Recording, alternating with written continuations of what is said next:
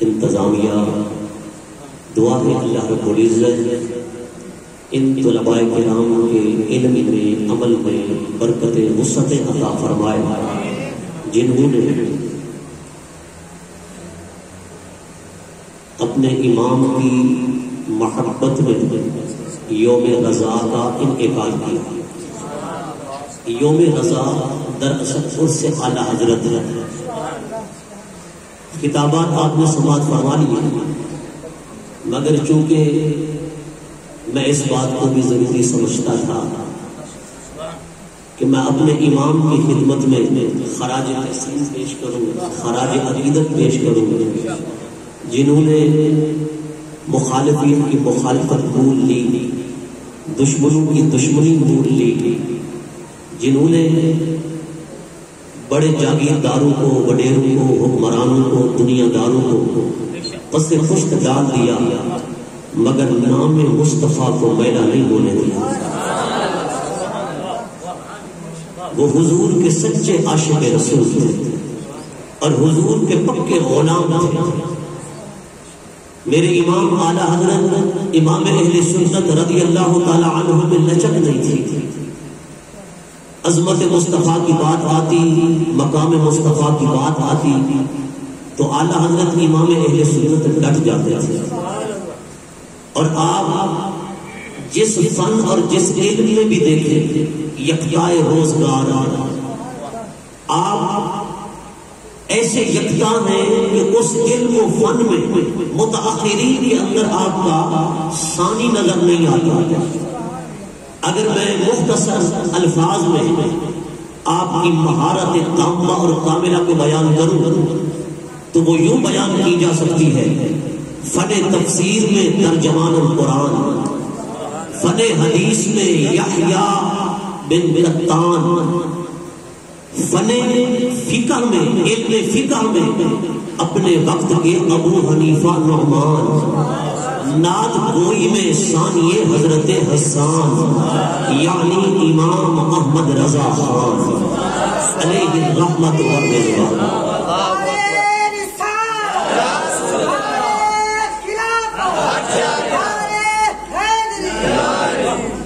فیضان رضا، فیضان رضا، فیضان رضا۔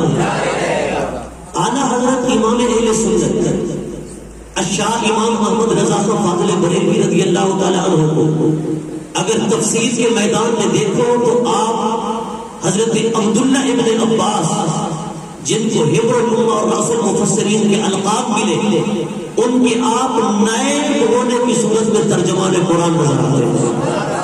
اگر حدیث کی دنیا میں دیکھو تو آپ اتنے بڑے عظیم امام المحدثین اور رئیس المحدثین نظر آتے ہیں کہ فن حدیث کے اندر، اصول حدیث کے اندر آپ نے کتابچہ لکھا۔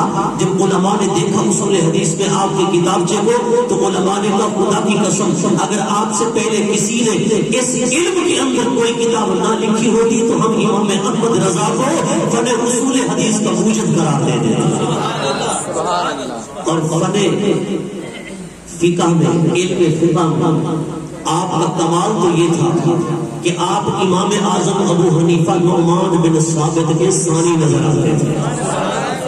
علماء فرماتے ہیں کہ آپ نے فقہ پر جو کام کیا ہے، اگر اعلیٰ حضرت امام اہل سنت کے زمانہ میں عمدۃ المحققین، رئیس المحققین امام ابن عابدین شامی بھی آ جاتے، آپ کے زمانے میں کمال الدین ابن حمام آ جاتے، فرمایا وہ آپ کی شاگردی حاصل کرتے اور فقہ کے اندر جو آپ کو درک اور کمال حاصل تھا، فرمایا وہ آپ سے خوش چیز بن جاتے، وہ آپ سے فیض حاصل کرتے، کیونکہ امام احمد رضا کو دیکھنے کے لیے بھی آنکھ چاہیے۔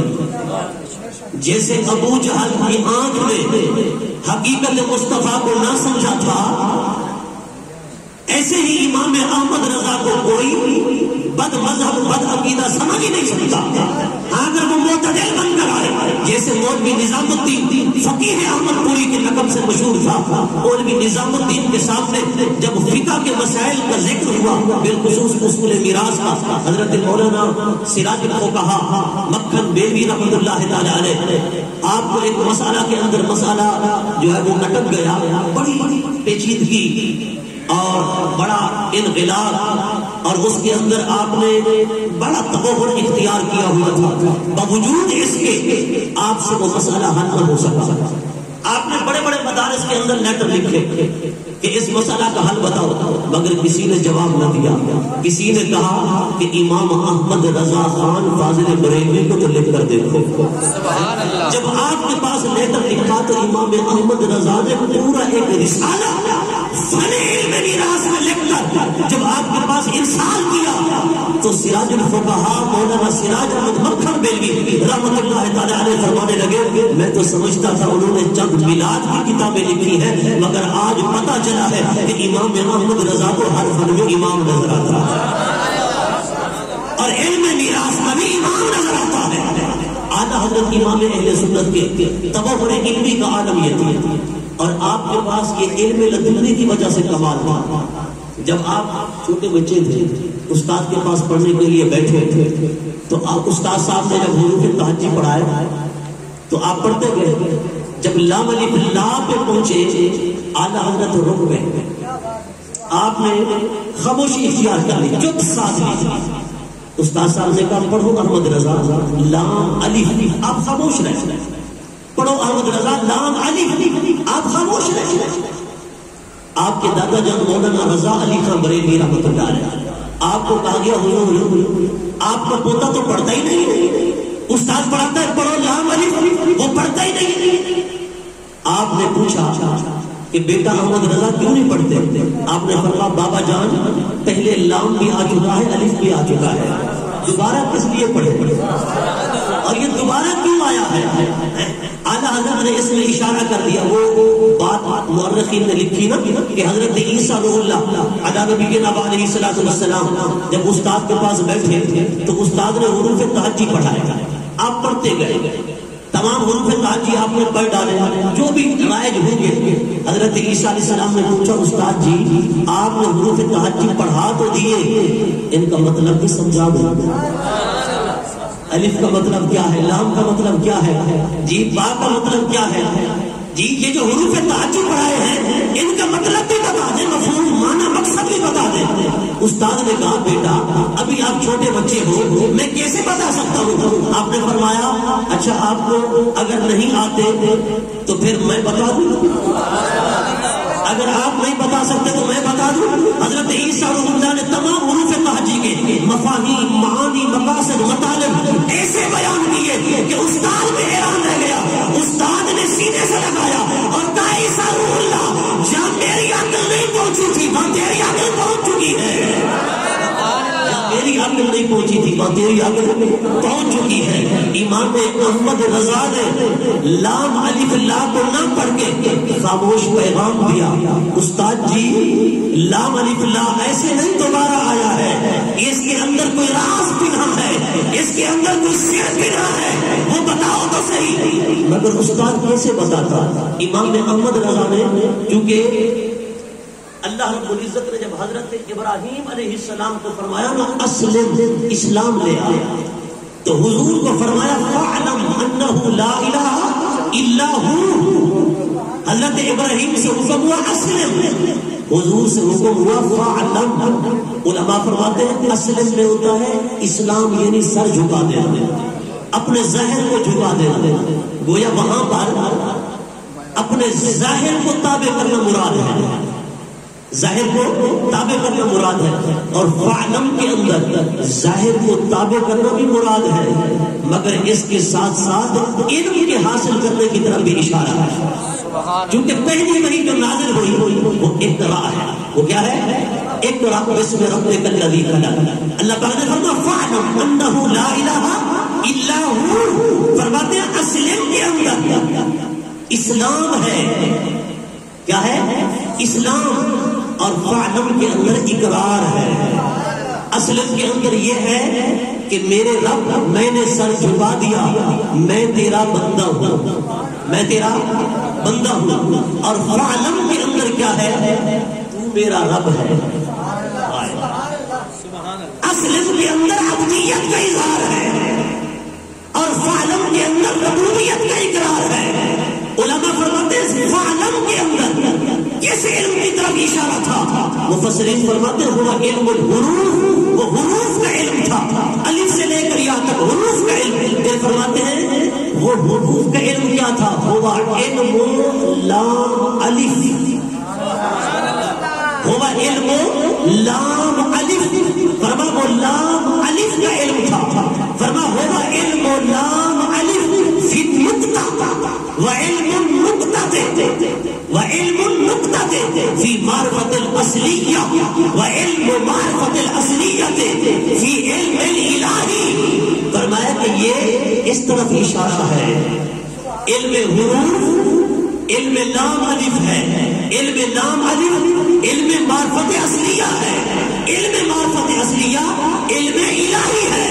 گویا کہ لام الف میں اشارہ ہو رہا ہے خدا کی ذات کی طرف۔ لام الف لا، اعلیٰ حضرت نے خاموش پیغام دیا، استاد جی لام الف لا تو پڑھا رہے ہو پر اس کا مطلب بھی سمجھاؤ گے کہ نہیں؟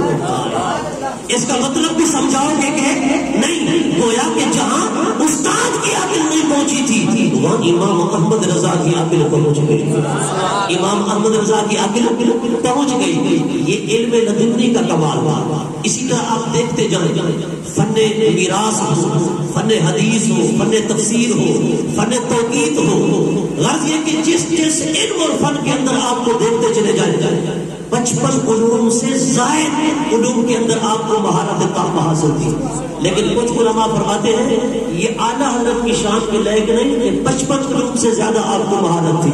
فرماتے ہیں ایک ریسرچ ہوئی آپ کو 90 علوم پر مہارت، ایک اور ریسرچ ہوئی آپ کو 100 سے زیادہ علوم پر مہارت تھی، ایک اور ریسرچ ہوئی فرماتے ہیں 150 علوم پر امام احمد رضا کو مہارت حاصل تھی، ایک اور ریسرچ ہوئی فرماتے ہیں 350 سے زائد علم و فن ایسے تھے جن پر امام احمد رضا کو مہارت حاصل تھی، 350 سے بھی زائد۔ اور اعلیٰ حضرت نے جو اوراق لکھے ہیں ان کی تعداد بنتی ہے 16 لاکھ۔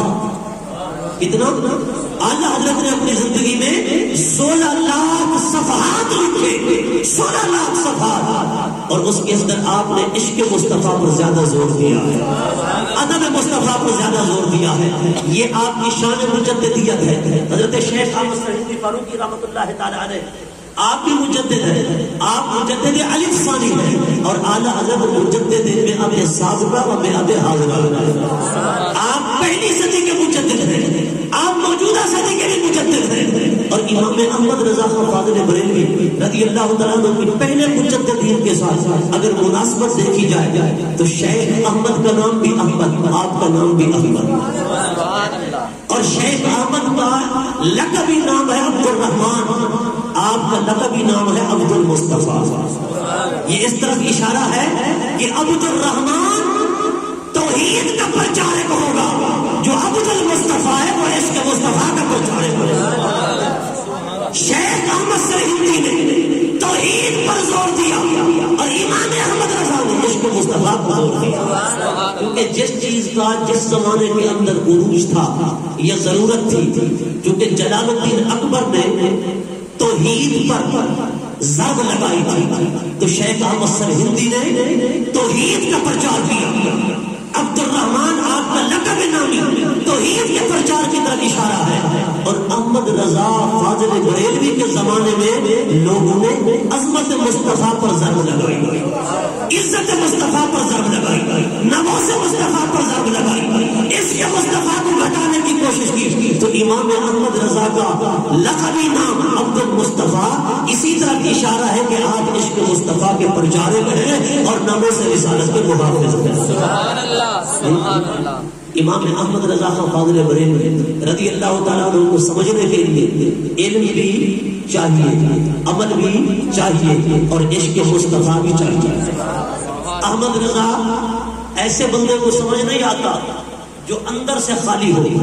امام احمد رضا اسے سمجھ آتا ہے. غیروں نے بھی کہا کہ امام احمد رضا کی جب ہم نے تصانیف پڑھی لگتا ایسا تھا کہ اس کے پاس جو علم تھا یہ قصبی اور ظاہری نہ تھا، اس کے پاس علم لدنی اور علم باطنی تھا. حضرت میاں شیر محمد شرفی رحمۃ اللہ تعالیٰ نے آپ فرماتے ہیں میں آپ کی زیارت کے لیے بریلی شریف گیا، میں نے دیکھا امام احمد رضا حدیث پڑھاتے ہیں.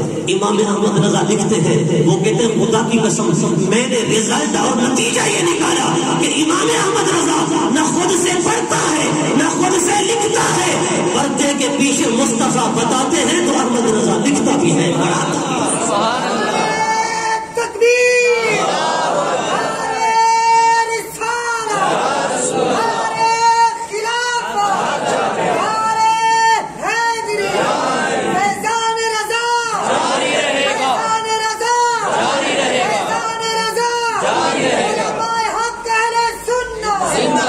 تو کہا ملک سہن کی شاہی تم کو رضا مسلم، جس سمت آ گئے ہو سکے بٹھا دیے.